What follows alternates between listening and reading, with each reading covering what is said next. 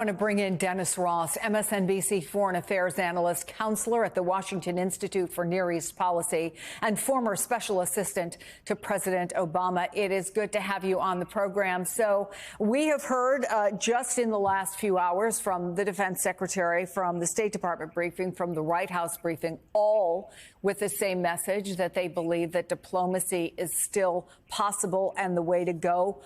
How do you see it's possible to turn the temperature down right now?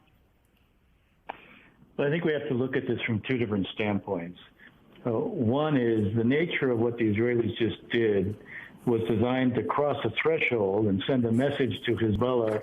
You crossed all the red lines with your strike on Saturday when you killed 12 children playing soccer. So we're going to do something that is unlike anything we've done before in the last 10 months. At the same time, they didn't want to act in a way, not just because of pressure from the president and the administration, but because they're not done in Gaza. The last thing they need to do is to get into an all-out war in Lebanon. So the aim here was to cross a threshold unmistakably on the one hand by hitting for the first time a Hezbollah target in Beirut, but a highly precise strike, going after Haj Mohsen, who Richard Engel referred to. He's maybe the most senior head of Hezbollah in charge of rocket forces, probably is the one who signed off on the attack on Saturday. So they were targeting someone who they saw as being relevant. They were doing it in a precise way, designed to minimize any possibility of casualties, all as a way of signaling Hezbollah, you cross the threshold, we cross the threshold, but we're not interested in the wider war.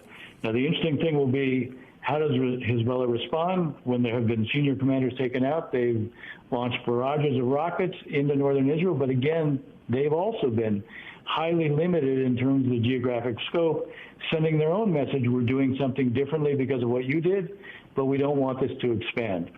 So the key is here, we're waiting to see what Hezbollah does in response, but if they do what they've done before, you will see both sides trying to limit this. Now, your question about the diplomacy, what's key, and Nasrallah, Hassan Nasrallah, the head of Hezbollah, has been very clear about this.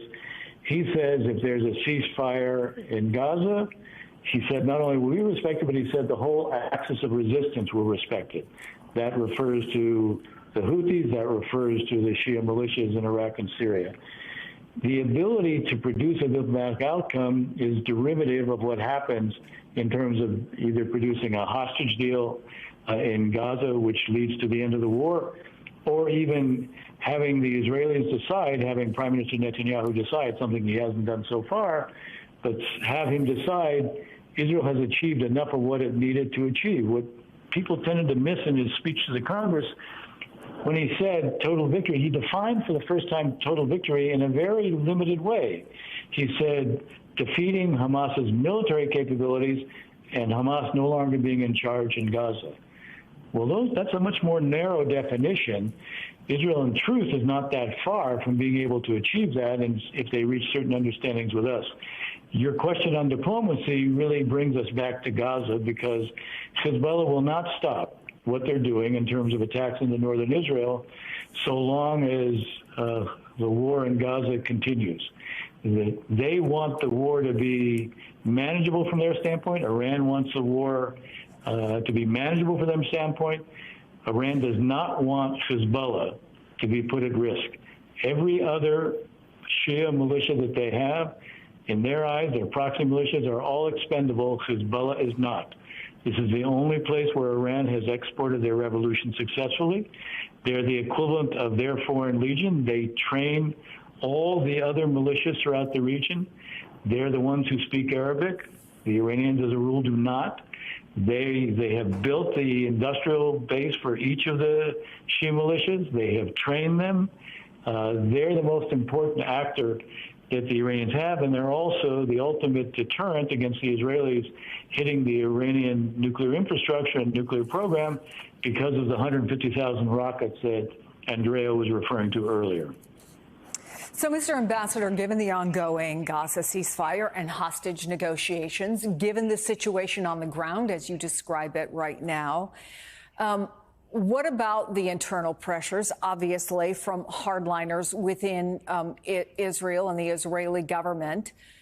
Is it possible that Prime Minister Netanyahu could act on what you saw as a narrower definition of total victory? I think it is possible. I think the events of what happened in Israel yesterday, where you had extreme right-wing activists essentially invade two military bases because they were protesting the arrest of several Israeli reservists for what was believed to be alleged charges of abuse of one of the Hamas prisoners. The fact is that is roiling the existing Israeli coalition even more. There's a combination of factors that will increase Netanyahu's interest in finding a way out.